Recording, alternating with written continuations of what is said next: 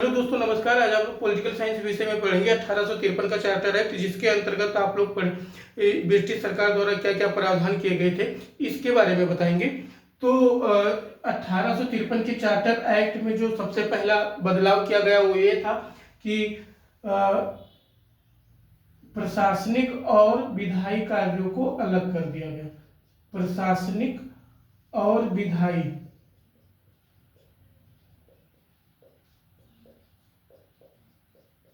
कार्यों को अलग कर दिया गया, यानी पहली बार एक विधि निर्माण संस्था का गठन किया गया, अलग कर दिया गया।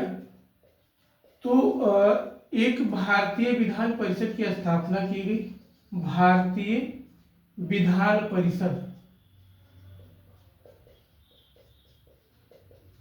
की स्थापना, जिसमें कुल 12 सदस्य होते थे।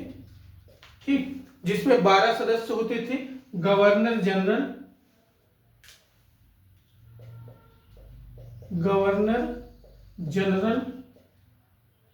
और गवर्नर जनरल की परिषद,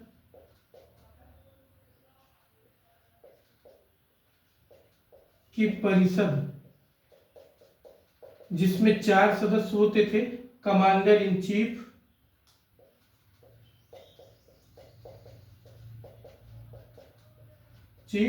6 नए सदस्यों को जोड़ा गया। 6 नए सदस्य जोड़े गए। ठीक, तो एक ये हो गया, 4, एक 5 और 6, ये टोटल 12 सदस्य होते थे, जिसमें 4 प्रांत के प्रांतीय जो प्रतिनिधि, अलग अलग क्षेत्रों के प्रांत के प्रतिनिधियों को भी शामिल किया गया, जिसमें आगरा, मद्रास, बंबई और कलकत्ता के प्रतिनिधियों को भी शामिल किया गया, और सुप्रीम कोर्ट के जज भी शामिल थे। तो टोटल क्या थे, 12 सदस्य की भारतीय विधान परिषद बनाया गया, जो विधि निर्माण का काम करेगी। और इसके बाद गवर्नर जनरल को क्या था, वीटो का पावर था। गवर्नर जनरल को वीटो पावर था, यानी कि गवर्नर जनरल इनके बनाए गए विधि को भी वो रोक सकता था। और उसके बाद क्या हुआ, दूसरा प्रावधान ये था इसमें कि जो विधि सदस्य जोड़ा गया था 1833 में, विधि सदस्य को पूर्णकालिक सदस्य बना दिया गया। पूर्णकालिक सदस्य बना दिया गया, ठीक है। और इसके बाद बंगाल के लिए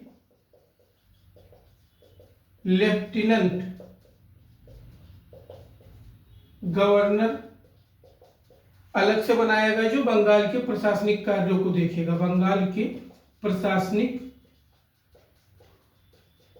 कार्यों को देखेगा, ठीक। प्रशासनिक सिविल सेवा के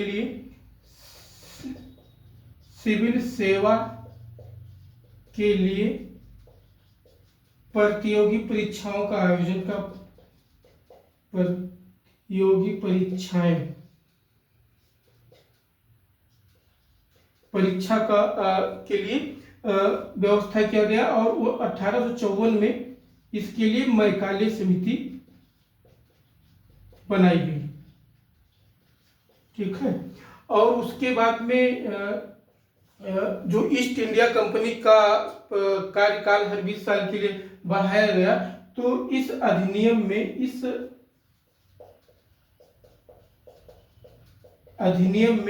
ईस्ट इंडिया कंपनी के शासन को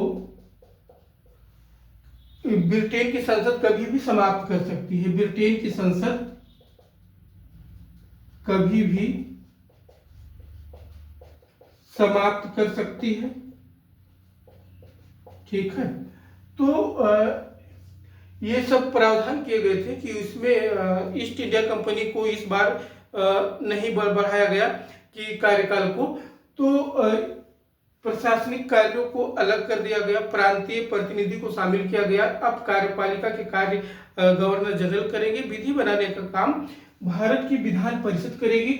और बंगाल के लिए लेफ्टिनेंट गवर्नर की अलग से पद बनाया गया। उसके बाद में सिविल सेवा के लिए प्रतियोगी परीक्षाओं के आयोजन के लिए व्यवस्था किया गया, मैकाले समिति की गठन किया गया। और ईस्ट इंडिया कंपनी को इस बार जैसे 1793 से 20 साल बढ़ाया गया, 1813 में 20 साल बढ़ाया गया, 1833 में 20-20 साल के लिए जो ईस्ट इंडिया कंपनी के शासन को बढ़ाया जाता था, इस बार ईस्ट इंडिया कंपनी के शासन को ब्रिटिश संसद कभी भी समाप्त कर सकती है, ऐसी व्यवस्था की गई। तो इस प्रकार से भारतीय में एक विधि संस्था का, विधि निर्माण संस्था के लिए जैसे संसद है, उसी तरीके से इसे मिनी संसद भी कहा गया। जो भारतीय विधान परिषद बनी, भारतीय विधान परिषद बनी, उसे मिनी संसद भी कहा गया। ठीक है, तो ऐसे ही आपको पॉलिटिकल साइंस विषय के एक एक टॉपिक के बारे में डिटेल में पढ़ाया जाएगा। यदि आप किसी भी प्रकार के कंपटीशन की तैयारी कर रहे हैं और अच्छे से हर एक टॉपिक को डिटेल में समझना चाहते हैं तो इस चैनल को सब्सक्राइब करें। धन्यवाद।